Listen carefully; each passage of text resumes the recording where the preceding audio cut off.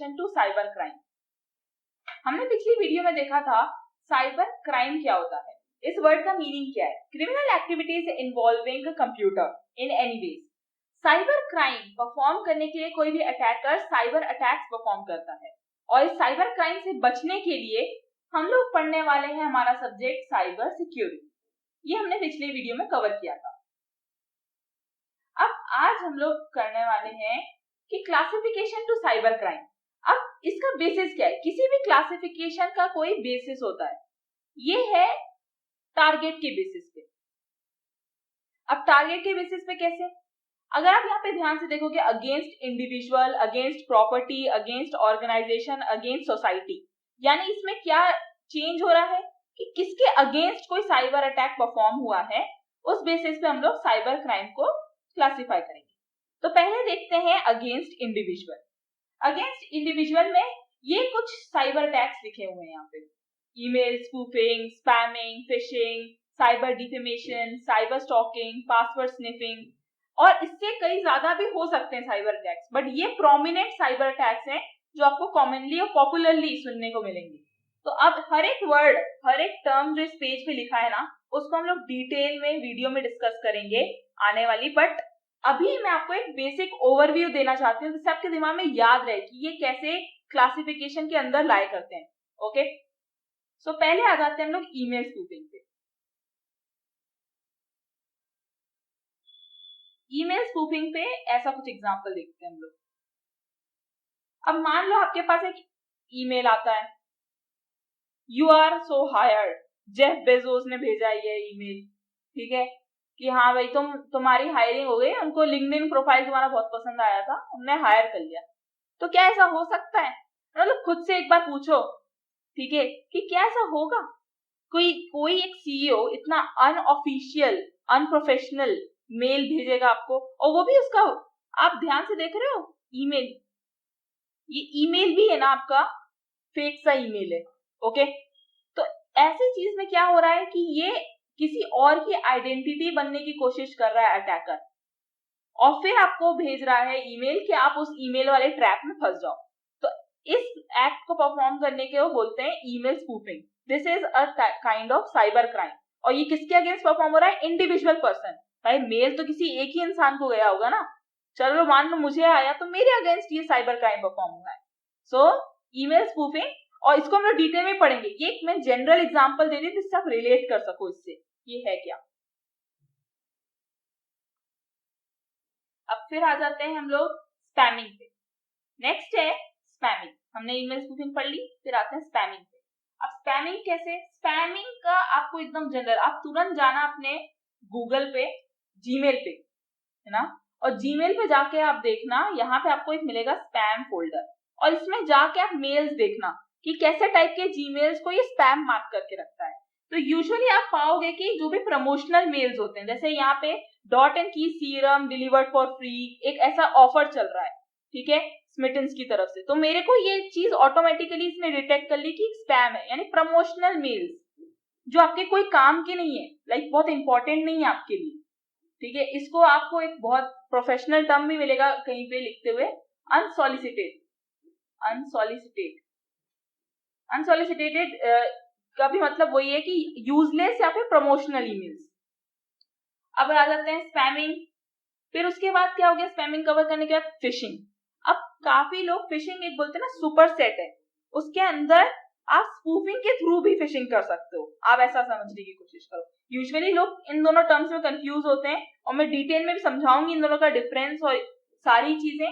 पर अभी हम लोग फिशिंग को अगर एक जनरल वे में लेना चाहें तो फिशिंग यानी क्या है कि trying to take information from a victim, है ना, मतलब अटैकर कोशिश करता है। अभी एक टेलीफोनिक कॉन्वर्सेशन में भी हो सकती है फिशिंग, जरूरी नहीं कि हर बार कंप्यूटर का भी जरूरत पड़े, बट अगर कंप्यूटर के थ्रू हुई है, लाइक ईमेल के थ्रू हुई है, ठीक, तो वो फिशिंग साइबर फिशिंग में आ जाएगी।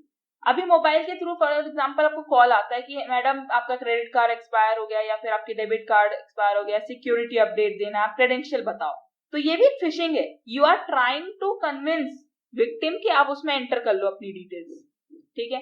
फिर आ जाते हैं साइबर डिफेमेशन में।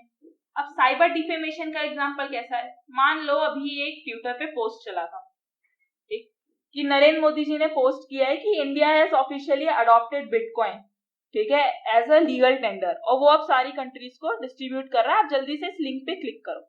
अब इस लिंक को क्लिक करने पे बहुत कुछ हो सकता है, या तो आपका अकाउंट हैक हो सकता है, आपके अकाउंट से पैसे जा सकते हैं, हो सकता है, मतलब बहुत सारी चीजें हो सकती है इस लिंक को क्लिक करके। पर ये क्या हुआ, किसी ने बेसिकली हैकिंग परफॉर्म करके नरेंद्र मोदी को एक टाइप से तो डिफेम करने की कोशिश ही की ना, कि भाई नरेंद्र मोदी ये सब चीजें बोल रहा है, जबकि वो तो बोल नहीं रहा था, कोई अटैकर बोल रहा था ये चीज को। तो ऐसे करके आप साइबर डिफेमेशन करते हो, यानी किसी भी रेपुटेड या किसी भी नॉर्मल पर्सन की आइडेंटिटी के अगेंस्ट है ना, आप बदनाम कर रहे हो। बेसिकली डिफेमेशन का मतलब होता है बदनाम करना, बदनाम करना, ठीक है। फिर आ गया cyber stalking and harassment. Cyber stalking कैसे करते हैं? अब for example cyber stalking is कि आप किसी की इंस्टाग्राम आईडी पे गए, ठीक है, आपने कुछ फोटोज देखी, फोटोज से आपने एड्रेस निकाला, फिर एड्रेस को गूगल मैप पे सर्च कर रहे हो, धीरे से उसका घर पता चल गया। तो भाई जो आप ये चीज कर रहे हो ना, वो आप अनकॉन्शियसली किसी को साइबर स्टॉक कर रहे हो, यानी उस पर नजर रख रहे हो, उसकी हर एक्टिविटी पे नजर रख रहे हो। आपको अगर केसेस आप पढ़ोगे साइबर स्टॉकिंग के, तो कई बार ऐसे केसेस आते हैं कि आपको एक कोई भी है ना, ये हैरेसमेंट भी है, साइबर स्टॉकिंग प्लस हैरेसमेंट, कि कोई बंदा आपको मैसेज करके बोल रहा है कि मुझे सब पता है आपके बारे में, मुझे आपके पासवर्ड पता है, मुझे वेबसाइट आप कौन सी विजिट करते हो सब पता है, और ये सब मैं लीक कर दूंगा अगर आप है ना a certain amount of money deposit नहीं करते, सर्टन टर्म्स एंड कंडीशन नहीं मानते उसकी। तो ये क्या है, ये एग्जांपल है साइबर स्टॉकिंग। पहले तो उसने इंफॉर्मेशन कलेक्ट की आपकी बारे में, और फिर हैरेसमेंट कर रहा है थ्रू टेक्सचुअल मैसेजेस या ऑडियो मैसेजेस। तो ये क्या हो गया, ये भी एक इंडिविजुअल के प्रति आप है ना साइबर क्राइम कर रहे हो। ये हो गई कंप्लीट। फिर आता है पासवर्ड स्निपिंग। अब ये पासवर्ड स्निपिंग थोड़ा सा बोलते ना एडवांस कॉन्सेप्ट हो जाता है, क्योंकि इसको नेटवर्क लेवल पे होता है। ये पासवर्ड स्निपिंग नेटवर्क लेवल पे परफॉर्म होता है। पर आप स्निपिंग से मतलब समझ सकते हो, स्निपिंग का मतलब होता है सूंघना, जैसे डॉग्स सूंघ लेते हैं ना दूर से ही चीजें, ठीक, या सूंघना, यानी इसलिए बोलते हैं इसको पासवर्ड स्निपिंग बिकॉज दोनों पार्टी को पता नहीं चलता है कि उनके पासवर्ड चुरा लिए गए, और बीच में से मिडल मैन बन के हैकर्स पासवर्ड निकाल लेते हैं। आप समझ लो दो दोस्त अपनी प्राइवेट बातें कर रहे हैं और तीसरे दोस्त ने दीवार के पीछे से सुन ली आपकी बातें, ठीक, आपको तो नहीं पता चला ना कि उसने बातें सुन ली है, पर बातें तो सुन ली उसने। तो वैसे ही मिडल मैन पासवर्ड चुरा लेता, तो दिस इज पासवर्ड स्निपिंग। अब ये इंडिविजुअल लेवल पे भी होता है, और यहां से ध्यान से देखोगे तो ऑर्गेनाइजेशनल पे भी होता है। अब ये मैं बताऊंगी कैसे होता है। तो ये हमने पढ़ लिया किसके बारे में, हमने पढ़ लिया ये सब अगेंस्ट इंडिविजुअल। अब आ जाते हैं हम लोग अगेंस्ट प्रॉपर्टी। मैं थोड़ा ये इरेज कर देती हूँ।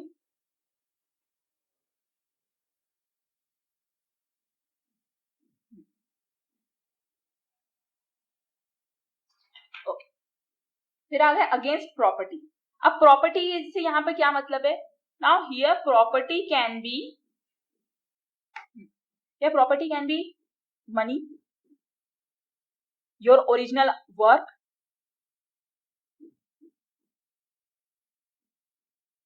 योर टाइम,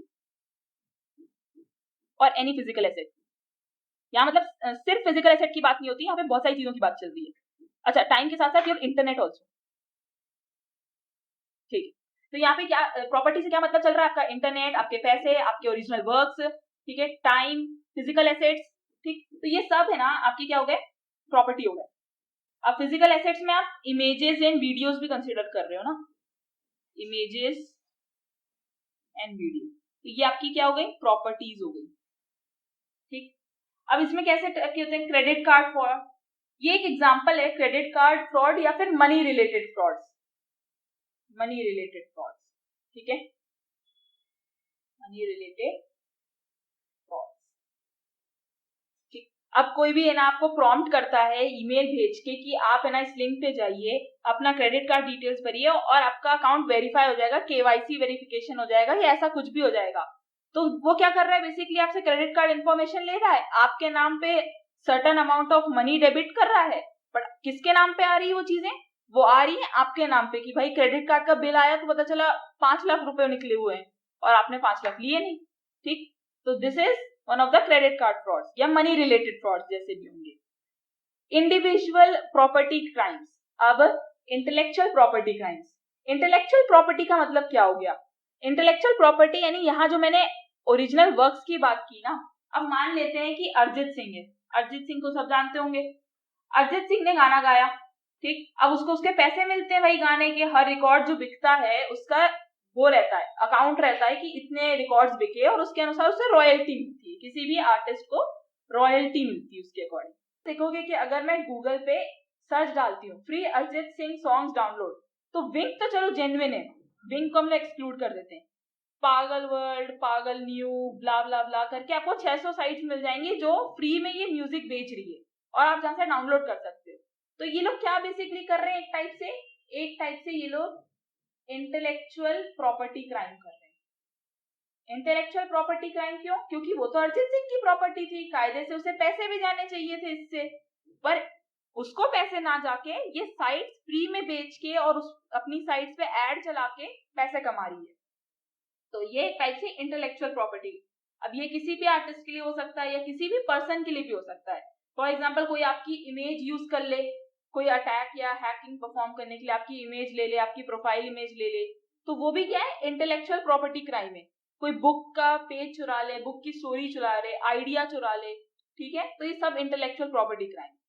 अब आ जाते हैं इंटरनेट टाइम थेफ्ट पे।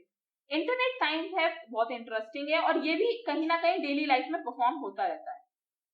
अब इंटरनेट टाइम, अब मैंने आपको बताया था कि आपकी प्रॉपर्टी में दोनों चीजें आ सकती हैं, इंटरनेट भी आता है और आपका टाइम भी आता है जो आप इंटरनेट पे स्पेंड कर रहे हो, ठीक है। अब इसमें दो केसेस होते हैं इंटरनेट टाइम थेफ्ट में। पहला क्या हो गया आपके साथ कि आपने नेटफ्लिक्स, एक बंदा था जिसने नेटफ्लिक्स का अकाउंट खरीदा, अमीर बंदा है, ठीक है, उसने नेटफ्लिक्स का अकाउंट खरीदा, उसने वो अकाउंट अपने 3 दोस्तों के साथ शेयर कर दिया भाई, पासवर्ड समझ लो, ये राहुल नाम का बंदा था, इसने 3 अपने दोस्तों के साथ शेयर कर दिया पासवर्ड, ठीक। अब पासवर्ड शेयर किया उसने, तो अब ये तीनों भी देख रहे हैं, ठीक है, तो अब क्या होगा, यहाँ पे समझ लो एक बंदे ने देखा 3 घंटे, एक ने देखा 4 घंटे, एक ने देखा 2 घंटे, और राहुल बेचारा अच्छा बच्चा, उसने सिर्फ 1 घंटे की मूवी देखी। पर जब राहुल की मम्मी चेक करती है कि स्क्रीन टाइम कितना था नेटफ्लिक्स पे, तो स्क्रीन टाइम क्या निकल के आता है आपका, स्क्रीन टाइम निकल के आता है 10 घंटे। तो अब ये 10 घंटे, खूब डांट पड़ती है राहुल की, तो सुसाई हो जाती है एकदम मम्मी से। अब ये 10 घंटे आए कैसे? क्योंकि राहुल के जो 3 दोस्त थे वो खूब बदमाश थे, वो तो टाइम पास कर रहे थे, तो उन्होंने क्या किया, राहुल का इंटरनेट टाइम चुराया, basically they have stealth Rahul's internet time, और उन्होंने नेटफ्लिक्स अकाउंट यूज किया, तो इसलिए स्क्रीन टाइम कितना हुआ, 10 घंटे। बट नाम किसके चढ़ा, राहुल के, तो राहुल का बेसिकली इनडायरेक्टली इंटरनेट टाइम चुराया गया। तो इंटरनेट टाइम थेफ्ट ऐसे होता है एक जगह से। अब दूसरा वे क्या है, फॉर एग्जाम्पल सिर्फ टाइम के लिए भी नहीं, अगर आपका कोई इंटरनेट ही चुरा ले, तो चलो ये तो टाइम का केस हो गया ना, पर अब अगर कोई आपका इंटरनेट चुरा ले, समझ लो आपके घर पे वाईफाई है और आपके वाईफाई में मस्त स्पीड आती है, पर आप एक अकेले आदमी हो, ठीक है, अब अकेले क्या, फैमिली वाले भी हो, चलो ठीक है, अगर आपके घर में वाईफाई की अच्छी स्पीड आती है बट आपके पड़ोसी ने आपका वाईफाई का पासवर्ड निकाल लिया, और समझ लो बहुत ही गंदी किस्मत है आपकी, तो एक हॉस्टल होगा आपका पड़ोस में तो आप पूरे बॉयज हॉस्टल या गर्ल्स हॉस्टल आपका वाईफाई यूज कर रहे हैं, वाईफाई का अच्छा खासा बिल आ रहा है, आपको ना स्पीड मिल रही है और बिल भी आ रहा है आपके पास। तो अब ये लोग क्या कर रहे हैं, ये लोग इंटरनेट चुरा रहे हैं आपका इनडायरेक्टली, ठीक है। तो ऐसे करके आप बोल सकते हो कि इनने इंटरनेट चुराया, और राहुल के केस में बोल सकते हो उन्होंने इंटरनेट टाइम चुराया, the time you spent on internet. तो this is an example of internet time theft. और अच्छे से अच्छे एग्जांपल और नोट्स के साथ मैं आपको पढ़ाऊंगी ये इंडिविजुअल वीडियो।